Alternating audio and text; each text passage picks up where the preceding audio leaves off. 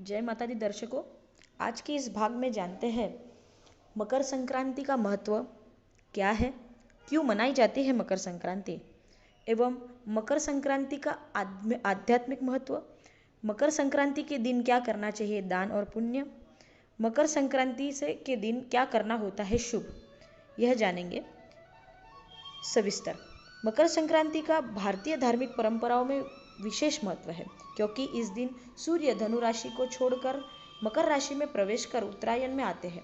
शास्त्र के अनुसार यह सकारात्मक ऊर्जा का प्रतीक है, इसीलिए इस दिन जप, तप, दान, स्नान का विशेष महत्व है। मकर संक्रांति परंपरागत रूप से 14 जनवरी या 15 जनवरी को मनाई जाती है। मकर संक्रांति में मकर शब्द का अर्थ राशि को इंगित करता है, जबकि संक्रांति का अर्थ संक्रमण अर्थात प्रवेश करना। मकर संक्रांति के दिन सूर्य धनु राशि में से मकर राशि में प्रवेश करता है। एक राशि को छोड़कर दूसरे राशि में प्रवेश करने की इस विस्थापन क्रिया को संक्रांति कहते हैं। शास्त्र के नियम के अनुसार रात में संक्रांति होने पर अगले दिन ही भी संक्रांति मनाई जाती है। मकर संक्रांति के दिन सूर्य दक्षिणायन से अपनी दिशा बदलकर उत्तरायण हो जाते हैं, अर्थात सूर्य उत्तर दिशा की ओर बढ़ने लगता है, जिससे दिन की लंबाई बढ़नी और रात की लंबाई छोटी शुरू हो जाती है। भारत में इस दिन से बसंत ऋतु की शुरुआत मानी जाती है, अतः मकर संक्रांति को उत्तरायण के नाम से भी जाना जाता है। तमिलनाडु में इसे पोंगल नामक उत्सव के रूप में मनाया जाता है, जबकि कर्नाटक, केरल तथा आंध्र प्रदेश में इसे केवल संक्रांति ही कहते हैं। मकर संक्रांति के पावन पर्व पर गुड़ और तिल लगाकर नर्मदा में स्नान करना लाभदायी होता है। इसके बाद दान संक्रांति में गुड़, तेल, कंबल, फल, छाता आदि दान करने से लाभ मिलता है और पुण्य फल की प्राप्ति होती है। मकर संक्रांति का यह त्योहार भारत भर में पतंगबाजी के लिए भी काफी प्रसिद्ध है। अब जानते हैं मकर संक्रांति 2021 में कौन सी तिथि, शुभ मुहूर्त क्या है। मकर संक्रांति 2021 में 14 जनवरी 2021 गुरुवार को मनाई जाएगी।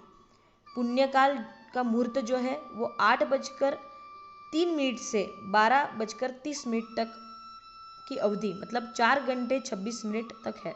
और महापुण्य का काल मुहूर्त 8:03 से लेकर 8:27 तक की अवधि में रहेगा, जो कि 24 मिनट का है। मकर संक्रांति का क्या है महत्व, यह जानते हैं अब।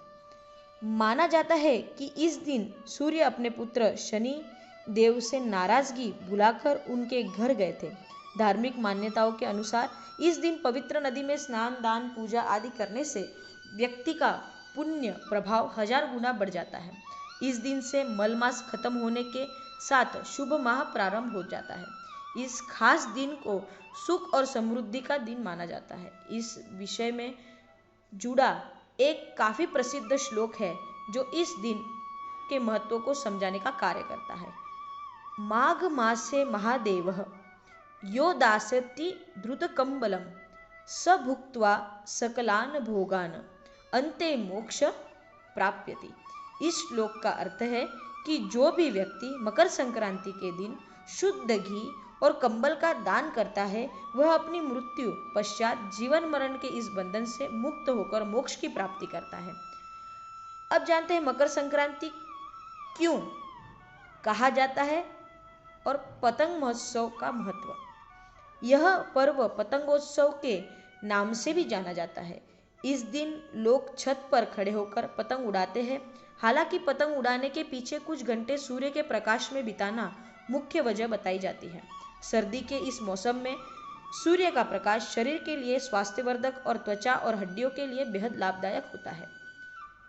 क्यों मनाई जाती है मकर संक्रांत?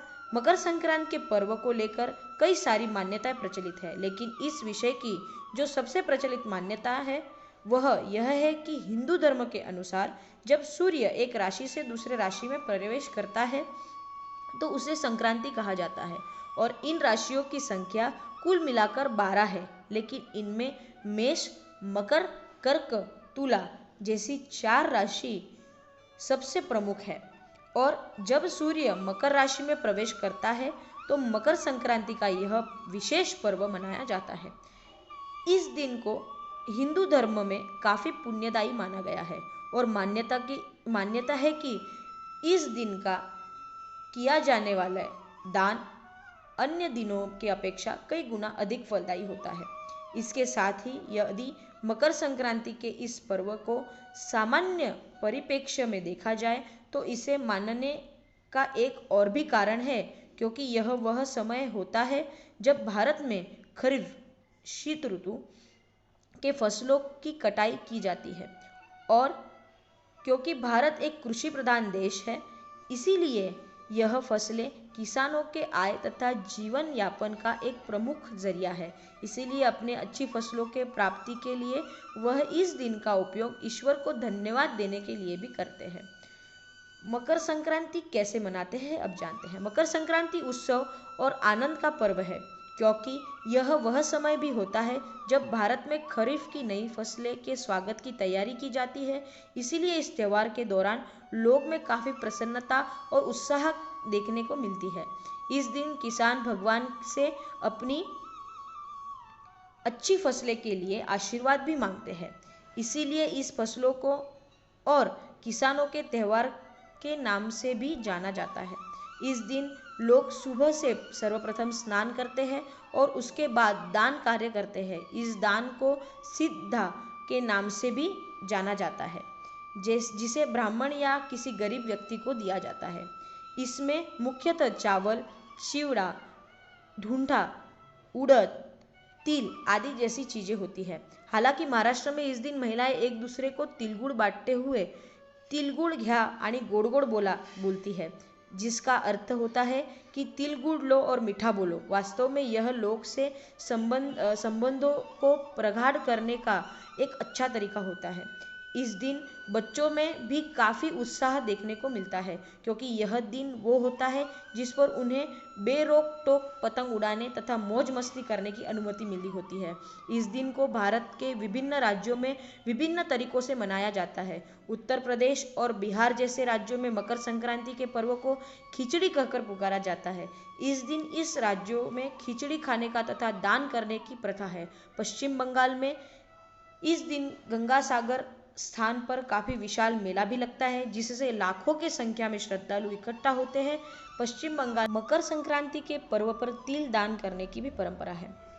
अब जानते हैं कि लोगों ने आजकल की जो परंपराओं में खंडन किया है, हमारे सांस्कृतिक परंपराओं का जो खंडन किया है, उसके अनुसार आधुनिक परंपरा जो हो चुकी है उसमें और हमारी पहले की जो परंपरा है उसमें का अंतर। आज के वर्तमान समय में हर पर्व के तरह मकर संक्रांति का भी आधुनिकीकरण तथा बाजारीकरण हो चुका है। पहले के समय में इस दिन किसान अपनी अच्छी फसल के लिए ईश्वर को धन्यवाद देता था और घर पर उपलब्ध चीज़ों से खाने की तमाम तरह की सामग्रियां बनाई जाती थी। इसके साथ ही घर बनी यह सामग्री लोग अपने आसपास पड़ोस में भी बांटते थे, जिससे लोगों में अपनत्व की भावना जो होती है वो विकास होती थी। परंतु आज के समय में लोग इस पर्व पर खाने से लेकर सजावटी सामान जैसी सारी चीज़ें बाजार से खरीद लाते हैं, जिससे लोगों में इस त्यौहार को लेकर पहले जैसा उत्साह देखने को नहीं मिलता है। पहले के समय में लोग खुले मैदानों या खाली जगहों पर पतंग उड़ाया करते थे, जिससे किसी तरह से किसी दुर्घटना होने की संभावना नहीं रहती थी। लेकिन आज के समय में इसका विपरीत हो गया है। अब बच्चे अपनी छतों पर से पतंग उड़ाते हैं और इसके साथ ही उनके द्वारा चाइनीज़ मांझा और मांझे का प्रयोग किया जाता है, जो हमारे लिए काफ़ी खतरनाक है, क्योंकि यह पशु पक्षियों के लिए जानलेवा होता है। साथ ही हमारे लिए कई तरह की समस्या भी उत्पन्न करता है। इसलिए आपसे अनुरोध है कि आप जब भी यह पतंगोत्सव मनाएं या आपके परिचित में कोई भी पतंगोत्सव मनाएं, तो हमारा कर्म है कि हम लोग यह गलत कार्य को रोकें और गलत हो रही जो भी चीज़ें हैं, जैसे कि ये मांझे जो है जो हमारे वातावरण को तकलीफ पहुंचाते हैं, उसे हम लोग बंद करें या उपयोग करने से रोक लगाएं। हम लोग जो सृष्टि को देते हैं तो सृष्टि हमें वैसा ही वापस देती है। इसलिए कर्म अच्छे करिए और सृष्टि को जितना हो सके उतना अच्छा दीजिए, ताकि आपके लिए भी उसका लाभ और उससे आपको भी लाभ और प्रसन्नता मिलेगी। हमारे हिंदू धर्म शास्त्र के अनुसार भगवान श्री कृष्ण ने भी उत्तरायण का महत्व बताते हुए गीता में कहा है कि उत्तरायण के 6 मास में के शुभ काल में जब सूर्य देव उत्तरायण होते हैं और पृथ्वी प्रकाश में रहती है, तो इस प्रकाश में शरीर का परित्याग करने से व्यक्ति का पुनर्जन्म नहीं होता। ऐसे लोग ब्रह्म को प्राप्त होते हैं। यही कारण था कि भीष्म पितामह ने शरीर तब तक नहीं त्यागा था जब तक कि सूर्य उत्तरायण नहीं हो गया।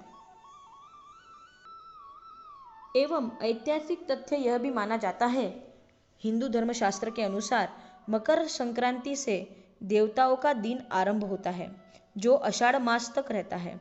महाभारत काल में भीष्म पितामह ने अपने देह त्यागने के लिए मकर संक्रांति का ही चयन किया था। मकर संक्रांति के दिन ही गंगा जी भागीरथी के पीछे पीछे चलकर कपिल मुनि के आश्रम में होती हुई सागर में जाकर मिली थी। महाराज भगीरथी ने अपने पूर्वजों के लिए इस दिन ही तर्पण किया था। इसीलिए मकर संक्रांति पर गंगा सागर में मेला लगता है।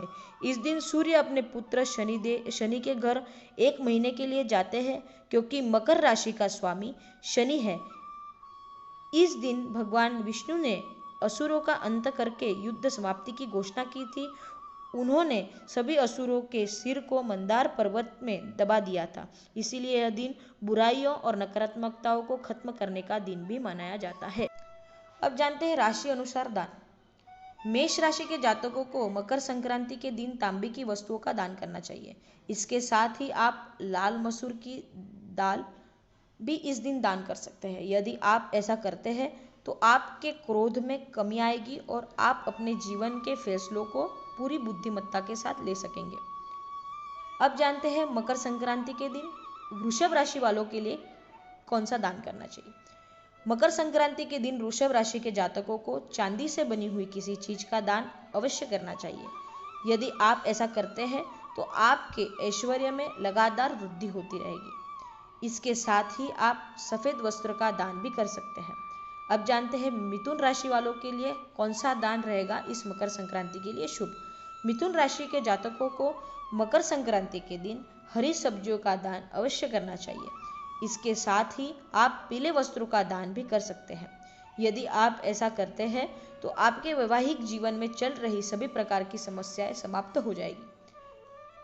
कर्क राशि वालों के लिए कौन सा दान उत्तम रहेगा। कर्क राशि वाले जातकों के लिए मकर संक्रांति के दिन सफेद रंग का ऊन अवश्य दान करना चाहिए। इसके साथ ही आप मोती का दान भी कर सकते हैं। यदि आप इस दिन इन चीजों का दान करते हैं तो आपको मानसिक कष्टों में कमी आएगी।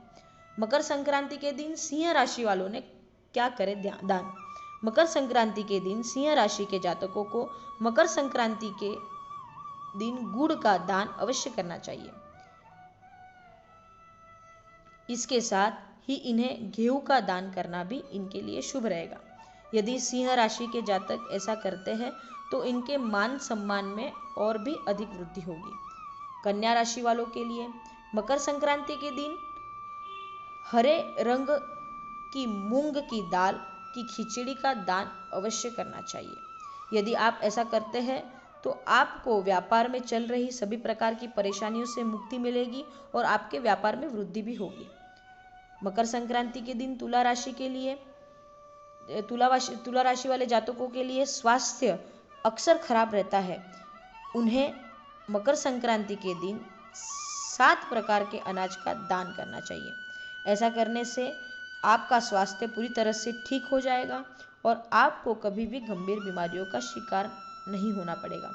मकर संक्रांति के दिन वृश्चिक राशि के जातकों को लाल रंग के कपड़ों का दान करना चाहिए। यदि आप ऐसा करते हैं तो आपको नौकरी में प्रमोशन की प्राप्ति हो सकती है। इतना ही नहीं, लाल वस्त्रों के दान से आप में सोचने और समझने की शक्ति भी बढ़ेगी। मकर संक्रांति के दिन धनु राशि वालों जातकों के लिए सोने का दान अवश्य करना चाहिए। ऐसा करने से आपको सूर्य देव की विशेष कृपा की प्राप्ति होगी। इसके साथ ही आप इस दिन पीले कपड़ों का दान भी कर सकते हैं। यदि आपकी समर्थता न हो सोने के दान करने की तो आप हल्दी का दान भी कर सकते हैं। मकर संक्रांति के दिन मकर राशि वालों के लिए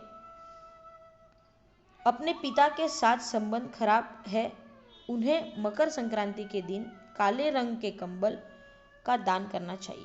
ऐसा करने से आपके संबंध अपने पिता के साथ पूरी तरह से ठीक हो जाएंगे तथा इतना ही नहीं, ऐसा करने से आपके और उनके बीच में प्रेम भी बढ़ेगा। मकर संक्रांति के दिन मकर राशि वालों ने तिल का और घी का दान करना भी रहेगा योग्य। कुंभ राशि वाले जातकों के लिए घी का दान अवश्य करना चाहिए। इसके साथ ही आपको मंदिर में तिल से बनी चीज़ों का दान भी अवश्य करना चाहिए। ऐसा करने से आपको जीवन की सभी परेशानियों पूरी तरह से समाप्त हो जाएगी। मीन राशि के जातकों को मकर संक्रांति के दिन चने की दाल का दान अवश्य करना चाहिए। इसके साथ ही यदि आप गुड़ का दान भी कर सकते हो तो आपके लिए काफ़ी उत्तम रहेगा। ऐसा करने से आपको नहीं केवल सूर्य देव की बल्कि देवगुरु बृहस्पति की कृपा प्राप्त होगी। मकर संक्रांति का यह आनंद उत्सव पर्व आपके लिए मंगलमय एवं शुभ हो। आपके जीवन में सारी नकारात्मकता नष्ट हो जाए और आपका जीवन सकारात्मक से परिपूर्ण हो, ऐसी ईश्वर चरणों में प्रार्थना। शुभम भवतु। जय माता दी।